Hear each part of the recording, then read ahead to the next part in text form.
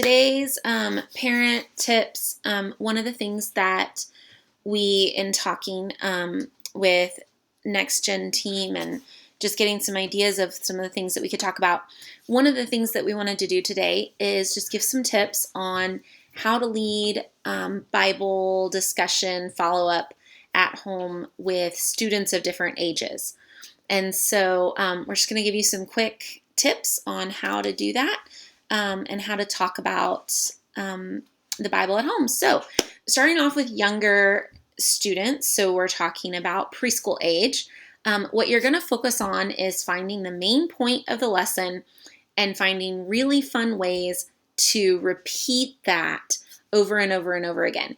Also, another great thing to do is give them creative ways to retell or reenact the story. So first, asking them to repeat something over and over again. Second is acting out the story. So here are some fun ways to do that. Repeating something over and over again. You can highlight a key scripture to memorize together and play all sorts of fun games memorizing that. You can toss a ball back and forth and repeat it to each other. You can play Marco Polo in the house and repeat it back and forth to each other while they hide and you look for them. You can let them record it on a video, saying it in a funny voice. So in preschool on Sunday mornings, we might do a lion voice and then a rabbit voice and then a kangaroo voice, and they might hop around. It's not necessarily about the voices, it's just letting them get their energy and activity.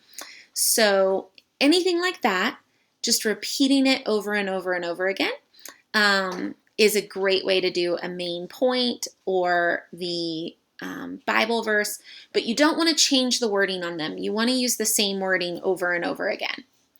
Acting out the stories, you can get bathrobes and towels and all kinds of props and things and act the story out. So that's another great way to go over the Bible story with them at home.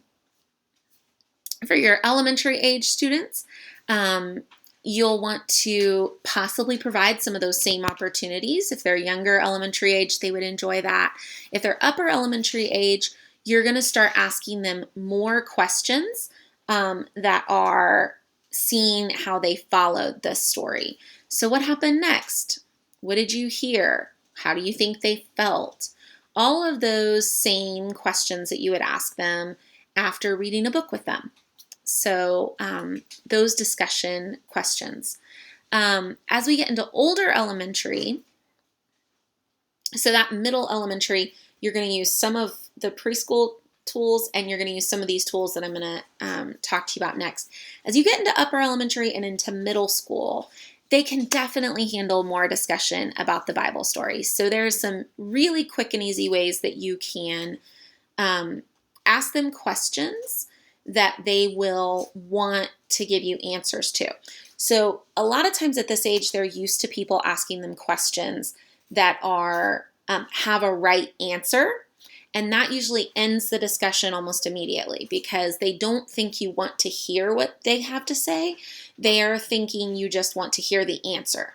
So we want to break them out of that mold. So for middle school students and a little bit younger and then even a little bit older, young high school students, you want to ask questions like, well, how was this person, how was David, let's say, like Saul?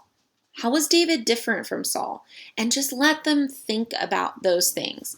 How could this have been different if he did this? And just ask them, not so that they give you the answer that you think of immediately, but so that they have time to explore the ideas. They come up with some amazing, amazing ideas.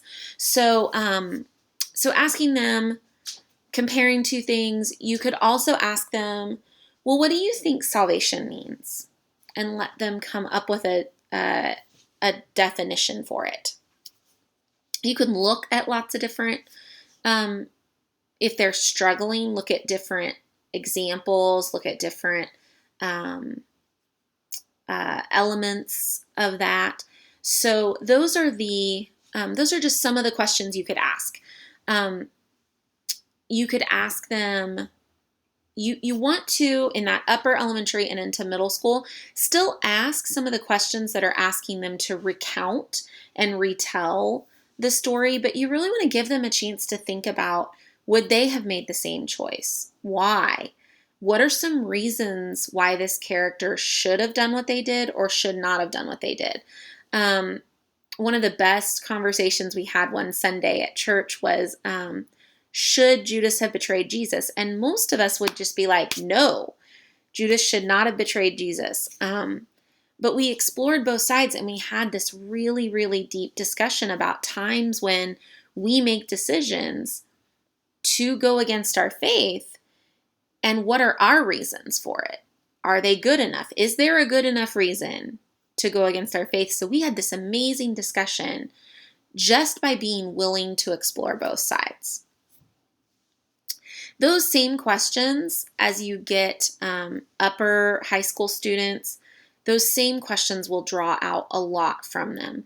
And being willing to sort of go where their thoughts take them, staying true to Scripture. So it's not that we would, just be okay with anything. It's not a, forget the facts of the Bible, let's just explore our feelings. You really do still want to know, what is this Scripture saying? In the high school years and in the middle school years, you can also start to introduce more interpretive methods. So you can help them take a passage and say, okay, what are the key points here? What are the things that it seems like this person is trying to say? What was going on? Let's look at an encyclopedia online, or a Bible dictionary, or another resource book. And let's see what was going on at the time that this happened. What was happening around them? What happened before and what happened after? And you can dig in and do the research and say, okay, so what were they trying to communicate? And what is the truth that we need to know today? So all of those elements, depending on the age of your student, are ways that you can engage in the Bible with them.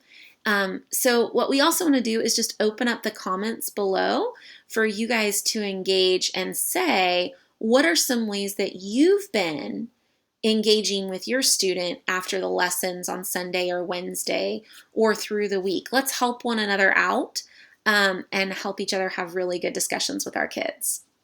All right, guys, have a great week. And next week we'll have some more ideas and things to help you guys. Thanks.